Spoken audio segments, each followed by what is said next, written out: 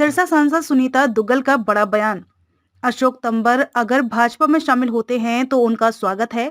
आम आदमी पार्टी में रहकर जनता की सेवा नहीं कर पा रहे हैं अशोक तंवर के साथ उनके पारिवारिक संबंध सुलझे और अनुभवी नेता हैं अशोक तंवर। हरियाणा प्रदेश प्रभारी विप्लव देव से मुलाकात सामान्य तरीके से हुई। सांसद सुनीता दुग्गल का बयान, सोशल मीडिया में लगी खबर गलत। सिरसा लोकसभा की अपनी टिकट कटने की अटकलों पर सांसद सुनीता दुग्गल का बयान। किसी को टिकट देना या काटना पार्टी हाईकमान करता है तय। विप्लव देव से उनकी कई मुलाकातें हो चुकी हैं। सांसद सुनीता दुग्गल का बयान, फिलहाल अभी मैं सिरसा लोकसभा क्षेत्र से सांसद हूं और पार्टी हाईकमान इस बात को ही तवज्जो देगा। पहले 5 सालों की तरह इस बार भी 2024 में सिरसा लोकसभा क्षेत्र की जनता की सेवा करना चाहती हूं। मैम, कल एक सोशल मीडिया के जरिए एक मैसेज दिया गया कि विप्लव देव जो हरियाणा बीजेपी के प्रभारी हैं उनसे आपकी मुलाकात हुई है और कहीं ना कहीं जो आपकी टिकट है उस पर संकट छाया हुआ है। क्या कहेंगे मामले को लेकर? देखिए, ये भारतीय जनता पार्टी का संगठन है और इसमें जो निर्णय है वो शीर्ष नेतृत्व लेता है। और मुझे बड़ी हैरानी है इस बात की कि हमारे आदरणीय जो प्रभारी जी हैं वो तो सभी कार्यकर्ताओं से समय समय पर मिलते रहते हैं। मेरे ख्याल से अगर मैं टोटल काउंट करूं तो अब तक शायद हो सकता है कि कोई 40-50 बार उनसे मैं मिल चुकी होंगी। तो ऐसे उसमें जो है जो जिस तरह की आप बात कर रहे हैं तो ये बड़ा एक मुझे भी अजीबोगरीब लगा कि अगर हम संगठन मंत्री जी से, हमारे प्रभारी जी से, हमारे प्रदेश अध्यक्ष जी से, हमारे मुख्यमंत्री जी से एक सांसद होने के नाते हम मिलेंगे अगर, तो क्या उसका जो है कुछ ना कुछ इस तरह का मतलब निकाला जाएगा। और जहाँ तक बात है हमारे भाई अशोक तंवर जी, वो हमारी पार्टी में अगर आते हैं, हमारी पार्टी से जो विचारधारा से अगर वो इत्तेफाक रखते हैं, अगर आम आदमी पार्टी जो है वो उसमें सेवा जो है वो जो करना चाहते हैं उसमें ठीक से नहीं कर पा रहे हैं और हमारी पार्टी से इत्तेफाक रखते हैं तो उनका बहुत बहुत स्वागत है।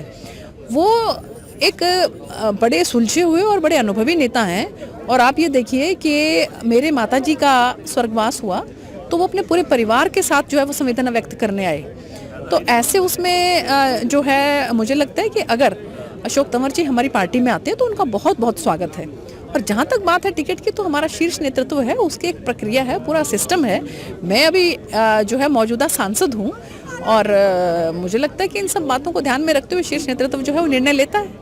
आप दावेदारी कर रही हैं सिरसा लोकसभा सीट से? देखिए, मैंने जैसा पहले आपको बताया कि मैं अनुशासित कार्यकर्ता हूं भारतीय जनता पार्टी की और संगठन जो है वो निर्णय लेता है। अगर संगठन जो है वो मुझसे पूछेगा कि आप क्या जो है वो सिरसा लोकसभा से लड़ना चाहते हैं, नहीं लड़ना चाहते हैं, तो मेरा जवाब जो है वो हाँ में है।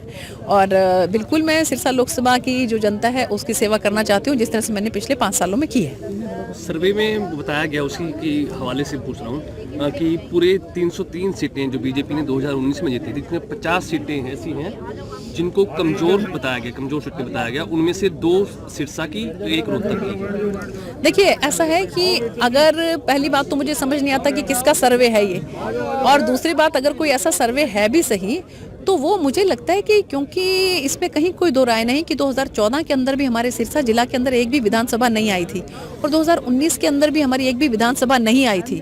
तो मुझे ये लगता है कि शायद विधानसभा की दृष्टि से जो है ऐसा कहीं कोई सुनने में आया हो, लेकिन लोकसभा जो है ये बहुत सशक्त और बहुत ताकतवर लोकसभा है और यहाँ से कमल का फूल 100% खिलने वाला है और आने वाले समय में हम 5 की 5 विधानसभा भी जीत कर दिखाएंगे। उसी के हवाले से एक सवाल और पूछ रहा हूँ भी, आपने ऐसा भी जिक्र किया कि 2 साल जो एक कोविड में और किसान आंदोलन में जनता के बीच में नहीं जा पाए, धन्यवाद दौरा भी नहीं कर पाए।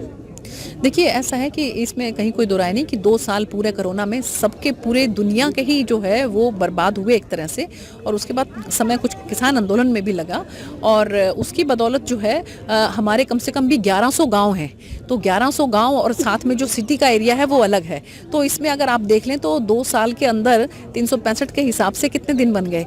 एक दिन भी अगर मैं एक गाँव में जाऊँ तो वो पूरा नहीं हो सकता, लेकिन फिर भी मैंने 90% गाँव जो है वो कवर कर दिए हैं और किसी तरह की कोई भी हमारे किसी भी ग्रामवासी की जो है वो समस्या मेरे पास आती है भी किसी भी रूप में आए, चाहे वो मेरे घर पर आकर आए, चाहे फ़ोन पर आए, चाहे मैं गांव में जाती हूं तब वो मुझसे रूबरू होते हों, मैंने कोई कसर नहीं छोड़ी है उनकी समस्याओं का समाधान करने में। निशा खन्ना की रिपोर्ट।